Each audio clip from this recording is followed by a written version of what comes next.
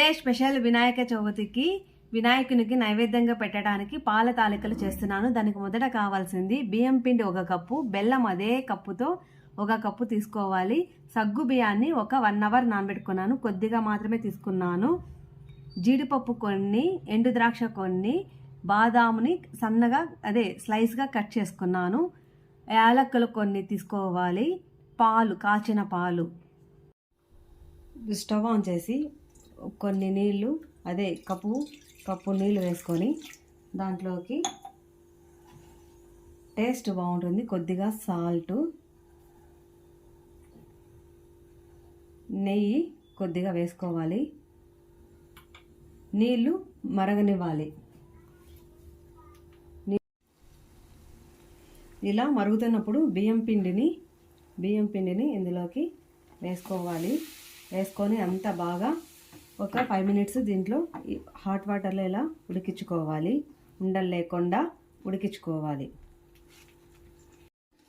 ఇప్పుడు ఇలా అంతా దగ్గరకు వచ్చిన తర్వాత మనం స్టవ్ ఆఫ్ చేసుకుంటే సరిపోతుంది. ఇప్పుడు పిండి చూడండి ఇలా రావాలి. ఇలా వచ్చింది అనుకోండి, బాగా మనకు వచ్చింది. ఇట్లా ఉండలు ఏమీ లేకుండా అంతా బాగా ఇలా కలుపుకోవాలి. చపాతీ పిండిలాగా ఇలా మనము అంతా కలుపుకోవాలి. దీన్ని చూడండి అంతా కరెక్ట్గా సరిపోయింది. దీన్ని ఒక 5 మినిట్స్ మనము వదిలేయాలి. ఇలా ఇప్పుడు పిండి కొంచెం తీసుకొని మనం చేతితో చూడండి ఇలా చిన్నగా మనం ఇట్లా అనుకున్నామనుకో పాల తాలికలు రెడీ అవుతుంది. కొద్దిగా నెయ్యి చేతికి పూసుకొని ఇలా అన్నీ చేసుకుందాం. చూడండి ఈ విధంగా చేసుకుంటే పాల తాలికలు రెడీ. అన్నీ ఇలా చేసుకుందాం. పాల తాలికలంతా ఈ విధంగా చేసుకోవాలి. నెయ్యి 3 టేబుల్ స్పూన్లు వేసుకొని దాంట్లోకి జీడిపప్పు పలుకులు వేసి కొద్దిసేపు ఫ్రై చేయాలి. మంట ఎప్పుడు మీడియం ఫ్లేమ్లోనే పెట్టుకోవాలి. ఇప్పుడు ఎండు ద్రాక్ష వేసుకొని కొద్దిసేపు గోల్డెన్ కలర్ వచ్చే వరకు ఫ్రై చేసుకోవాలి. ఇలా చేసుకుంటే మనకు సరిపోతుంది. ఇప్పుడు బాదం పలుకులు వేసుకొని ఫ్రై చేసుకోవాలి.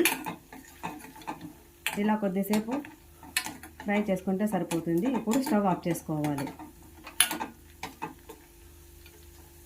జీడిపప్పు వేసిన దాంట్లోనే బెల్లం 1 కప్పు వేసుకుంటున్నాను. వేసుకొని కొద్దిగా నీళ్ళు పోసుకోవాలి. బెల్లం కరిగించుకోవాలి. బెల్లము కరిగే వరకు మనము ఇలా బెల్లం కరిగితే చాలు, మనకు పాకం ఏమో అవసరం లేదు. బెల్లము కొద్దిసేపు కరిగించుకోవాలి. బెల్లం ఇప్పుడు కరిగింది. ఇది మనము పక్కన పెట్టుకోవాలి. పెట్టుకొని అదే దాని మీద పాలు కాచుకోవాలి. నేను పాలు ఇలా కాచుకోవాలి. ఇప్పుడు పాలు పెట్టుకున్నాను. పాలు వచ్చి నేను 250 ml తీసుకున్నాను, అంటే 1/4 లీటర్ పాలు తీసుకున్నాను. పాలు మరగనివ్వాలి. ఇలా పాలు మరుగుతున్నప్పుడు గంట సేపు నానబెట్టుకున్నటువంటి సగ్గుబియ్యాన్ని ఇందులోకి అంతా వేసుకోవాలి. వేసుకొని ఒక 10 నిమిషాలు ఉడికించుకోవాలి. సగ్గుబియ్యము పాలు ఉడికించుకోవాలి. సగ్గుబియ్యము 10 నిమిషాలు అయింది చూడండి. సగ్గుబియ్యము ఉడికింది కాబట్టి ఇప్పుడు మనము పాల తాలికలను దీంట్లోకి వేసుకుందాము. మంట మీడియం ఫ్లేమ్లో పెట్టుకోవాలి. పాల తాలికలన్నీ వేసుకుందాము.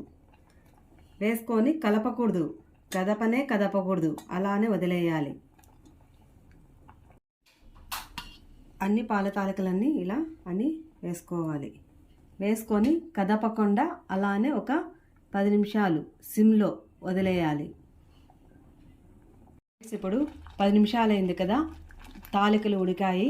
ఇప్పుడు దీంట్లోకి ఇలాచీ పౌడర్ 1/2 టేబుల్ స్పూన్ వేసుకోవాలి. ఇలాచీ 1/2 వేసుకోవాలి. తర్వాత మనం ముందుగా నేతిలో వేయించుకున్నటువంటి డ్రై ఫ్రూట్స్ అన్నీ ఇందులో అన్నీ వేసుకోవాలి. కలుపుకొని స్టవ్ ఆఫ్ చేసుకోవాలి. తాలికలు రెడీ అయింది ఫ్రెండ్స్. పాల తాలికలు కూడా గోరువెచ్చగా ఉన్నప్పుడు కలుపుకోకూడదు, ఎందుకంటే విరిగిపోతుంది. బెల్లం చల్లార్చి కూడా పెట్టుకున్నాను, అయినా కూడా ఎప్పుడు కలుపుకోకూడదు. పాల తాలికలు చల్లారి పెట్టుకోవాలి, బెల్లం పాకము చల్లారి పెట్టుకొని 2 కలిపి ఇలా మిక్స్ చేసుకోవాలి. అప్పుడు మనకు పర్ఫెక్ట్గా పాల తాలికలు మనకు వస్తుంది. ఇది మాత్రం ఖచ్చితంగా గుర్తు పెట్టుకోండి. వేడిగా ఉన్నప్పుడు కలపకూడదు ఫ్రెండ్స్. ఇప్పుడు పాల తాలూకులు రెడీ అయ్యింది. పాల తాలూకులు రెడీ ఫ్రెండ్స్. ఈ పాల తాలూకును వినాయక చవితి రోజు వినాయకునికి ఆ గణనాథునికి నైవేద్యంగా సమర్పించి మనకు ఈ సంవత్సరం అంతా మంచి జరగాలని కోరుకుందాం. మీరు తప్పకుండా ఈ రెసిపీని వినాయక చవితి రోజు తప్పకుండా ట్రై చేయండి ఫ్రెండ్స్. ఈ వీడియో మీకు నచ్చినట్లయితే లైక్ చేయండి, ఫ్రెండ్స్ అండ్ రిలేటివ్స్కి షేర్ చేయండి. Thank you.